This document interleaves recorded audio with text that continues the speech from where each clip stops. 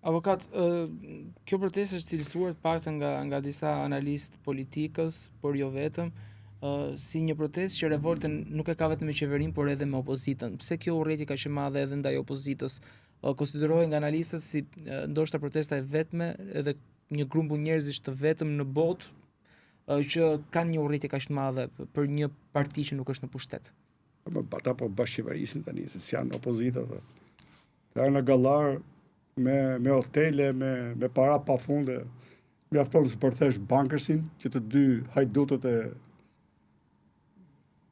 kryesorë të më thonë, po i marrë si grupime të PSD, janë zhytur me kokë patje, avokatët dy palve, e këto janë gjëra më të vogla, disa 10 miliona euro. Biznesmenët që përfaqësojnë të dy palve, janë personamet të dy palve, ata janë të bashkuar në një tani. Ku t'ja bëjnë të ato lojra, mund t'ja bëjnë një tjetër, por as ka fare ndarje midis tyre. Edhe në mënyrën e qeverisjes është një vazhdimsi të njëjtë, po me kostum tjetër, ke parasysh. Ndryshim kemi ne të dy në qeverisje të shënë si ka lloj fytyrës apo i asaj që themi retorike, se të dion instalojmë diçka të ndryshe kur ajo që bëhet, produkti është i njëjtë. Këtu ka një demagogji, edhe njerëzit e panë në Shqipëri nuk mund të jetosh më tani, po si ishe pjesë e kësaj bande ose kësaj bande. Dhe aty ka pasur një të shuj. Se edhe ata që pa matje, që uranë me grushta, janë përzirë bashkë.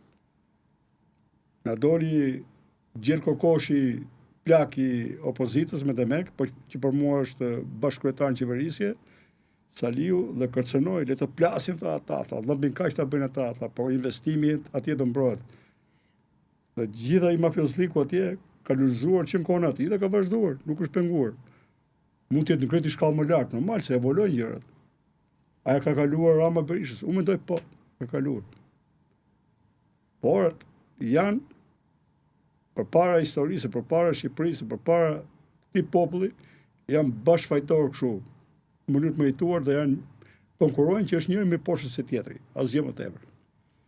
Në të hyjmë analizave dhe veç personave, të paftyrëve që kanë edhe këta të opozitës, që janë të krimbur para, të zhytur në afera, në tendra, në pisliqe. Kush janë këta? Po të gjitha me këta, kush janë këta? Pse s'bëni një analizë si u bë i pasur Fariballiu? Bëni një analizë. Ky Bajgano i Shqipërisë ka pasi figurë çuditshme të krijuar si legjend. Letërsia popullore bullgare. Një lloj zhveku i Bullgarisë të asaj kohe, të fund shekullit të 19, fillim shekullit 20. Ky Bajgano i Shqipërisë, pse u bëi pas, si u bë, si e krijoi ky ata që nga gazeta parë, si u bë biznesmen ky, si i arsimoi fëmijët ky, dhe si ja përkëdhel ky tjetri që është pushtet, domethënë. Kështu plas. Pastaj biznesmenët që i kishin njërin krah dhe përfundimisht 2017 kaluan krahun tjetër. Po që për mua janë persona me dy palë. Nuk po ke një deputet tjetër nga e kjetë të Beratin, thanë që ka dalë me 20 e ca shtëpia të PD-s. Babai i tij na del me 20 e ca shtëpia. Pleqt e këtyre më të zgjuarit. Mamat e tyre janë kloçka që fillojnë të ribëjnë vezë edhe kur janë nga 70 vjeç. Pra na nxjerrin para dhe fitime dhe ju vjen krijimtaria dhe fuqia dhe 70-80 vjeç. Të përshtirë kështu, të neveritshëm domethënë. Edhe bëjnë sikur janë aty, kanë rregulluar punët e veta, byllët e veta. Asgjë më tepër. Dhe fakti që mohuan, që ata do dinin për votën e lirë me Demek në 8 protesta, dhe kur që puna me një saleanj udhëjaks Berisha dhe e stopoi fare votimin e lirë, mendojmë në raste tjera. Kishte votim edhe përballë me Meselës, s'kishte votim. Opozit, Sali Berisha, Adriana Kalaja, çfarë them unë, të marrësh vrapin, natën pa hënë edhe me shi, Albana Vokshi dhe Nul Moka. Kjo është opozita, që është stafi Berishës, edhe këta që kanë vjetë, që rinë aty dhe s'klasin. Dhe bëjnë trimin kundër njërit kur flet atje tribun, bëjnë shfaqje, se jashtë vazhdojnë dhe rregullojnë punët e tyre. Në mënyrë të sigurt. Dhe pastaj kjo opozit pranon të investohet nga pjesë të opozitës për bërë diversionet përpara bashkisë, për të rrëzuar Eon Belin e tjerë. Ta janë opozita e skenareve të zeza. Avokat, pse nuk jep dorëheqjen zoti Sali Berisha? Mosha biologjike nuk është se ja lejon që të jetë në aktivitet politik kaq të zëshëm. Mosha mund të jesh edhe 20 vjeç i konsumuar fare. Qartë. Japi dorëheqjen ai. Mirë është i kryet pushtetit.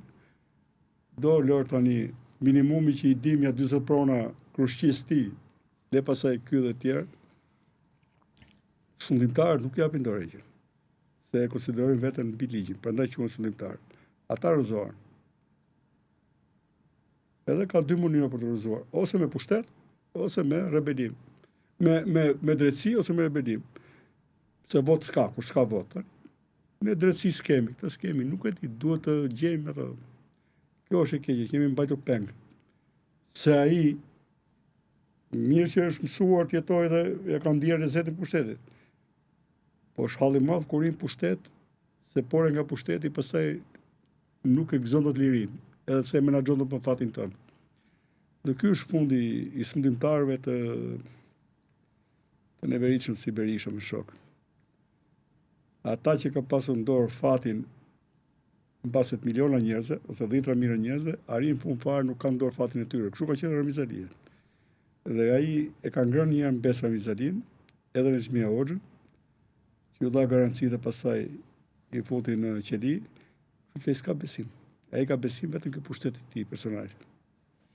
Avokat, ai ka rinë në pushtet dhe për çështën mbijetese. Mbijetesë për çfarë? Mbijetesë me drejtësia. Edhe nga zhvlerësimi i çdo aseti. Ai duhet të nuk është gjë tjetër. Aroti që ka parametra njerëzore dhe çatë mund të kostumin e dinjitetshëm e tjerë të një buri shtetit. Ai duhet ordinar, asgjë më tepër. Po që fatkeqësisht na ka vjedhë jetën neve, këto që ke përballë tu dhe gjithë brezit tim, pra kam qenë shumë i ri se ty. I keni besuar? Në herë dhe mund të kem besuar, por nuk kam qenë shumë naiv. Me ata kam pas përplasje që në fillim. S'kam besu kur ke qëndrimet pak këmbë, pak kokë, se s'ka pas njerë qëndrimet qarta dhe në atë kohë. Kemi vajt me ca si këta që dalin me treparua, ne Shqipëria në Europë, liri demokraci, nuk kemi pas një program qartë. Kam besuar në atë kohë ka asistenca e Amerikanëve, e FMN-s, Bankës Botërore, që fatkeqësisht nuk doli. Tek ata po e më shkënjërë. Po këta e jasë. A keni shpresë tek ish ushtarako tashmë në rolin ambasadori që pritet të vinë në Shqipëri në ambasadën amerikane Eric Wendt? Keni shpresa që me vëzhgimin e tij, me trystinë e tij, me presionin e tij ndoshta mund ndryshoj diçka në politikën shqiptare? Po diçka mund të bëj, po ai unë më shoh si një ushtarak që i kanë vënë një mantel diplomati për të marrë më tepër me pjesën gjeopolitike. Ne jemi të bazë larguar nga teatri i luftimeve në Ukrainë edhe në lindjen e mesme, kështu që do të ketë vëmendjen aty dhe do kërkoj që tu të ketë pak një stabilitet politik në funksion të interesave të mëdha amerikane. Aty pasaj, nëse këta do ta shqetësojnë, të bën shqetësim për politikë në madh, atëherë pasaj do përcjelli dhe ai mesazhet e duhura. Mund të ketë ndryshim, pastaj. Këto ka protesta tani një gjë të mirë që përcjell mesazhin që shqiptarët nuk e pranojnë. Ata të lejojnë të ujë të sundos Shqipëri kur populli yt edhe në vendin e Shqipërisë populli yt e pranon. Tani shqiptarët po thonë ne nuk e pranojmë. Kështu që ka rënë stabiliteti politik edhe i Ramës. Ose është në rënë e sipër. Prandaj të huajt besoj do kërkojnë zgjidhje tjetër, në një moment caktuar mbase do fitoj ideja për të shkartisur edhe një letrat e politikës shqiptare. Avokat, shumë faleminderit që ishim në këtë hapësirë, faleminderit shumë për analizën tuaj të saktë.